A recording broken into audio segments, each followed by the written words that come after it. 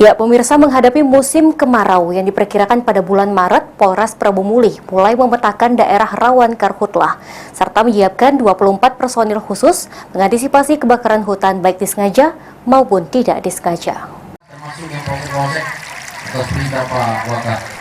Meski tidak termasuk dalam tingkat kerawanan karhutlah tinggi di Sumatera Selatan, Polres Prabu Mulih tetap siaga dan mempersiapkan personil untuk mencegah kebakaran hutan saat musim kemarau. Dalam antisipasi karhutlah ini sendiri, Polres Prabu Mulih mengedepankan kegiatan preventif dengan melibatkan para kades, lurah, serta didampingi Babinsa dan Babin Kamtipmas untuk sosialisasi kepada masyarakat agar tidak membuka lahan dengan cara dibakar. Berdasarkan kejadian tahun-tahun sebelumnya, titik api di Prabu Mulih sangat minim.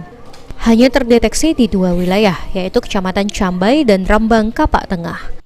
Sudah memetakan bersama BNPB, kita sudah memetakan dan kita sudah masif melaksanakan binluh, bimbingan penyuluhan ke desa-desa yang selama ini kita monitor sedang banyak upaya-upaya untuk membuka lahan.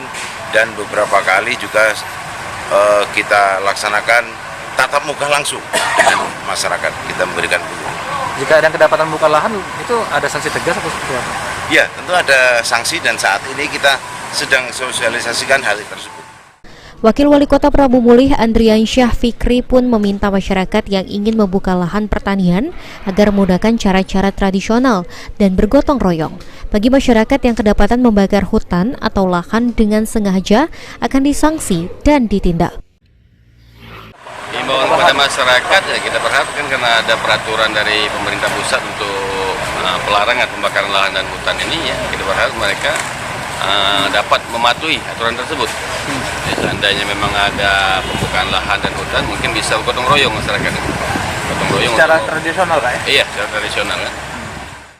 Data dari Stasiun Klimatologi Kelas 1 Sumatera Selatan bahwa badai La Nina yang menyebabkan curah hujan tinggi semakin melemah. Curah hujan akan berkurang secara drastis dan akan berakhir sekitar Maret nanti. Beni Firdaus, PAL TV.